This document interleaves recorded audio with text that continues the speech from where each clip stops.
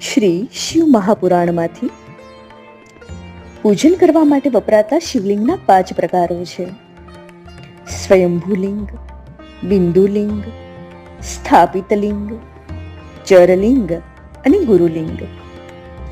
ઋષિઓના તપથી પ્રસન્ન થઈ તેમની સમીપ રહેવા માટે સદાશિવ પૃથ્વીની અંદર રહ્યા છે અને જેમ વૃક્ષનો અંકુર પૃથ્વીમાંથી આપોઆપ બહાર નીકળે છે તેમ સદાશિવ લિંગ સ્વરૂપે આપોઆપ પ્રગટ થાય છે.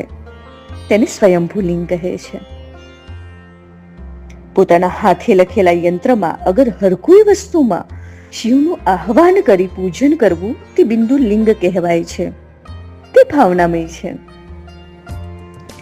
બ્રાહ્મણોએ, રાજાઓએ, અગર ધનવાનોએ કારીગર પાસે તૈયાર કરાવી જે લિંગની મંત્રથી પ્રતિષ્ઠા કરાવી હોય તેને સ્થાપિત લિંગ કહેવાય છે.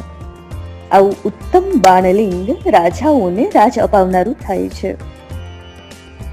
શરીરના અંગો જેવા કે નાભી, નાકનું ટેરવું, શિખા, હૃદય વગેરેમાં આધ્યાત્મિક એટલે આત્મા સંબંધી લિંગની કલ્પના કરવામાં આવે છે.